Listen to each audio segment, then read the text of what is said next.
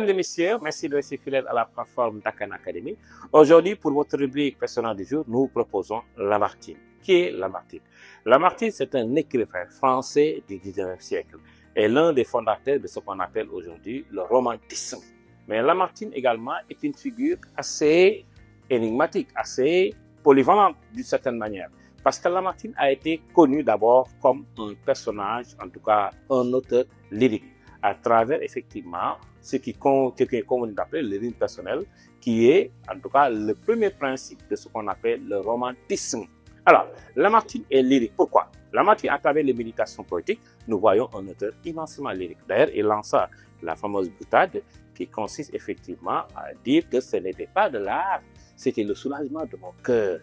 Alors, cela veut dire qu'effectivement, avec son amour Elvire, dont il a chanté un peu les merveilles, qui est décédé, mais à travers le lac, vous voyez donc où, effectivement, l'une des thématiques du lyrisme, c'est la fuite du temps, et il l'a évoqué à travers ces termes.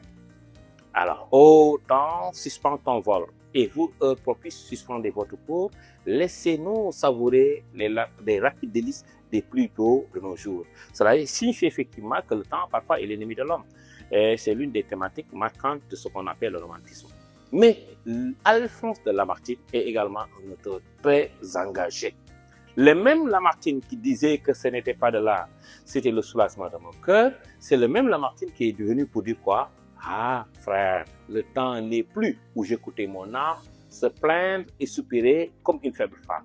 De là, il rompt avec le lyrisme personnel pour effectivement mettre sa plume au service d'une cause politique. D'ailleurs, il n'est pas surprenant de comprendre effectivement qu'il a été ministre de la République. Lamartine, effectivement, à côté de Victor Hugo, était très engagé. Il a eu à prendre des positions très courageuses sur le plan politique, ce qui a valu effectivement une autre casquette au-delà du lyrisme d'un auteur effectivement très engagé.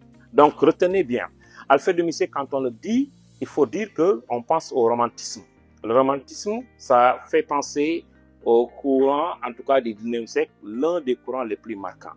Mais le romantisme, à travers Alfred de Musset, nous donne deux facettes différentes. Ce qu'on appelle le romantisme lyrique, qui est l'exaltation du monde personnel, et le romantisme, ce qu'on appelle le romantisme social, qui est le romantisme au service des causes politiques, des causes également sociales et des causes même sur les autres domaines culturels. De ce point de vue, cela nous témoigne de cela, que effectivement, il est un auteur lyrique, mais aussi un auteur engagé. C'était tout, mesdames et messieurs, et nous vous donnons rendez-vous très prochainement pour une autre rubrique, un autre personnage, effectivement, à travers le personnage de. D'ici là, restez connectés sur la plateforme Dakar Academy.